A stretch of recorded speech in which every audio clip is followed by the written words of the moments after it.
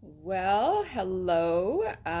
Just wanted to give an update video. So, for those of you who don't know, for the last 19 years, I have made the trip from the Canadian border to the Mexico border. It's Mila, who's in the background there, his first journey as a 7 month old. But, anyways, when I travel, I take anywhere between 4 to 10 horses, dogs, cats, mules, sometimes other farm critters. So, anyways, needless to say, it's a 1,400-mile journey, doing it twice a year. So, at least for the last 19 years, and just doing that sort of travel, I've done about over 200,000 miles of hauling horses. So, needless to say, I'm just mentioning that because I have a whole lot of trailer driving experience, and that's not including all the other places that I wind up traveling throughout the year. And I just wanted to mention because I had just, as you have these journeys, first, I think one of the most stressful things for horse owners is always wondering, what if something happens, And I think the best thing you can do is really think about one, your mental state and how prepared are you in the sense of having options, knowing your routes, knowing backup plans for unexpected places that you can stop and lay over, whether it's for you in hotels or whatnot if you don't have living quarters, or whether it's for the horses, and really looking at what your various options are. Of course, nowadays with cell phones and technology, we actually have access to a lot of things. The old days, it was all word of mouth.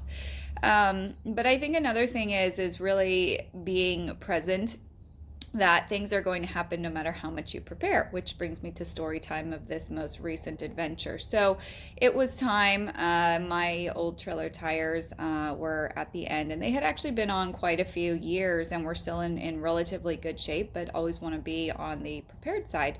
And so I put on new 10 ply trailer tires and made it great the first 1,000 miles of the journey. I literally put the tires on 5 days before I left.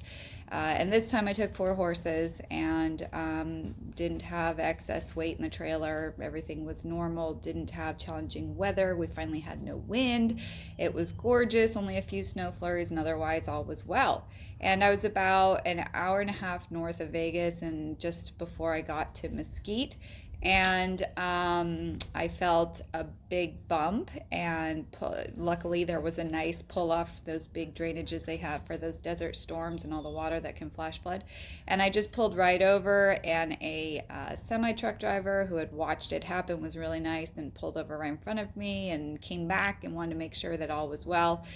And we were looking at it, and thankfully the axles, which is what your tires are connected to, were in good shape. The side light or running lights wiring did get ripped on the tire that blew, and it was just absolutely shredded. And I'll post a picture of it at the end. And here I am going 5 days, literally 5 days before. Why I put on these new tires? Why would this burst like this?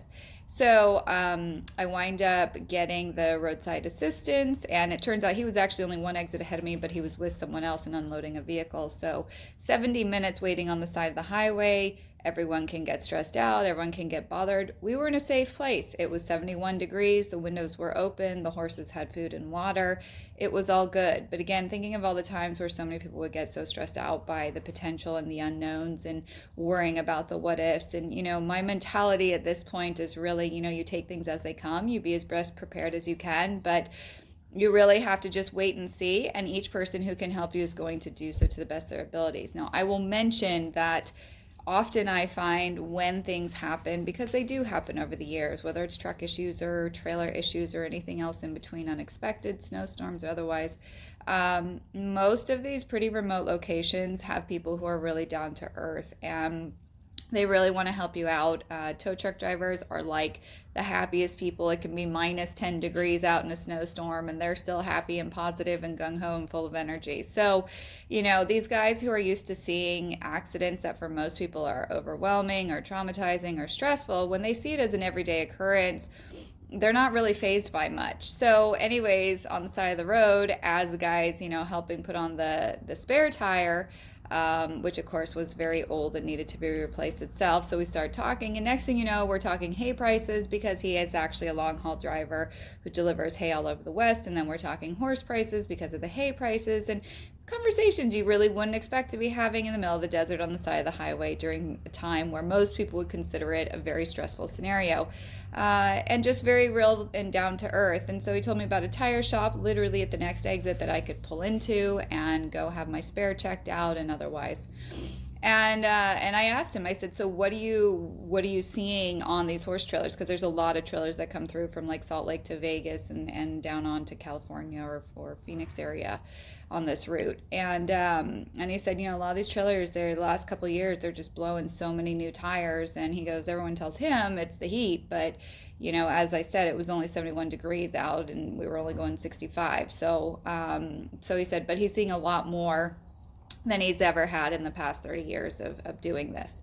So fast forward, get the tire changed, literally roll up less than half a mile, pull off the exit. The tire shop has like no cars in line, and hop out, tell them what happened. They said, yeah, go ahead and back in. And so as we backed in, there was like 5 different people ready to help. And so we were looking at it, and they said, oh, you got 10-ply on. And I said, yep. And they said, it's what keeps us in business.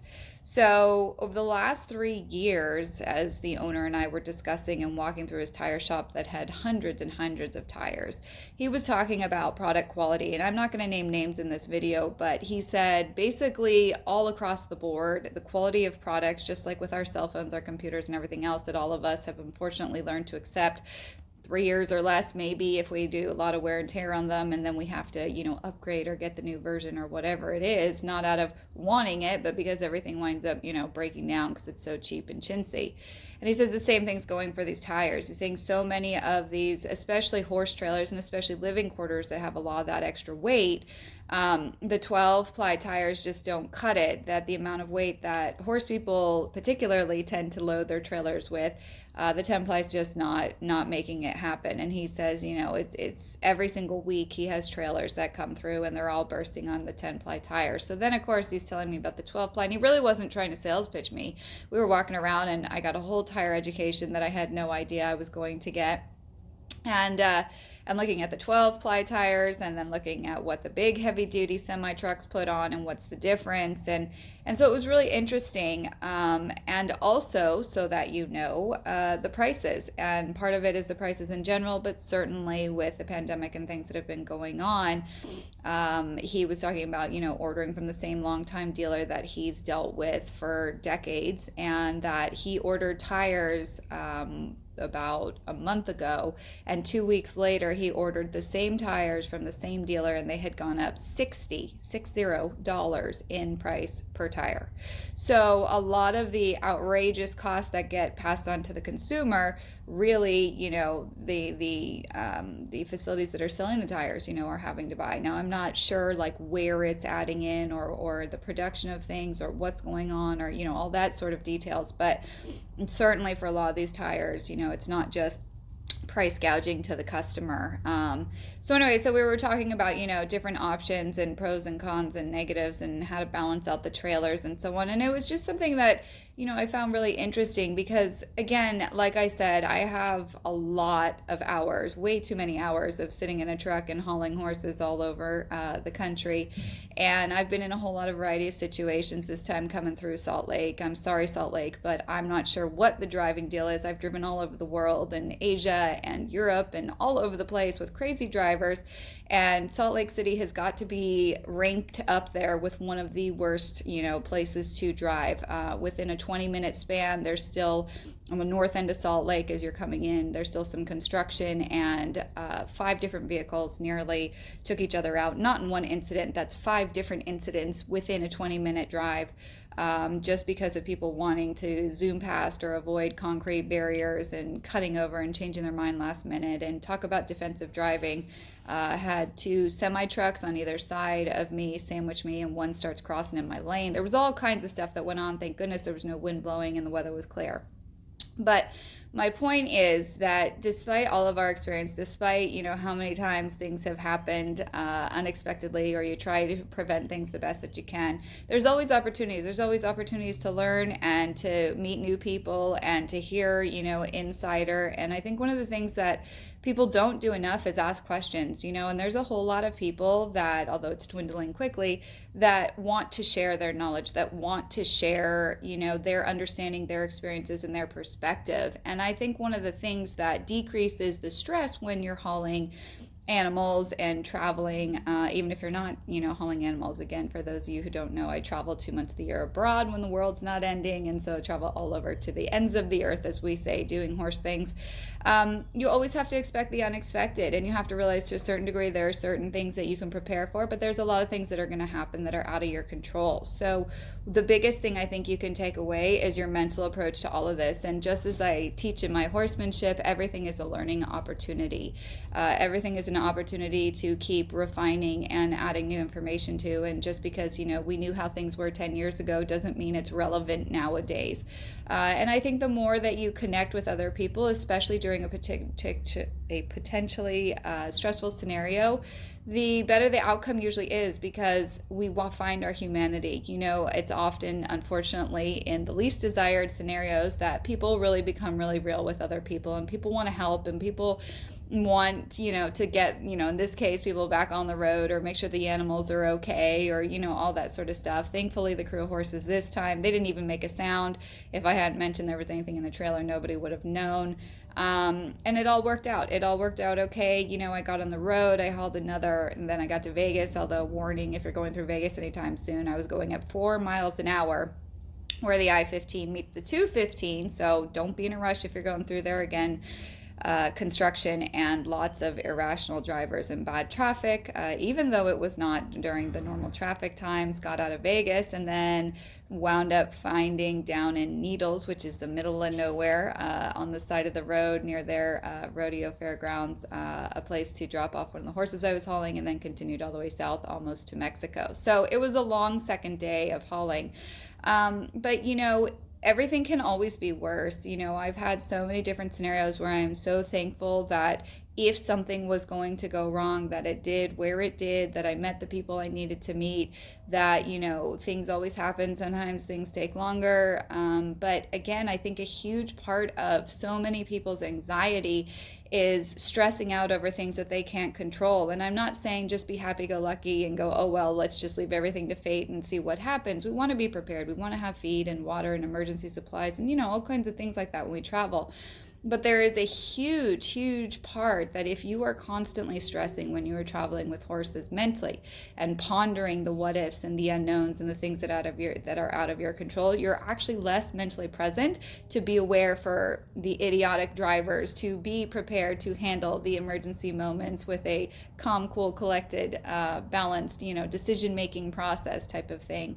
And I think that for a lot of people is where, the downfall is, where that feeling of being overwhelmed is because they are just taking on every single scenario in their head, and they're not actually thinking about all the ways that they can be practical about being prepared as best as they can, being mentally clear, staying present, and just being in the moment, because that's the best you can do. There's only so much you can control in the world around you.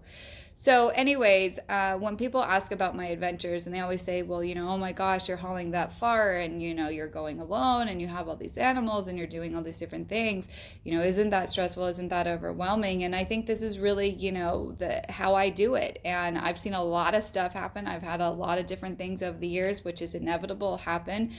And it doesn't make you any less concerned. It doesn't make you any less, where I don't sleep, or going out to the bar on the second night, or, that sort of thing. There's not like this casual, happy-go-lucky, oh, well, we'll see what happens attitude.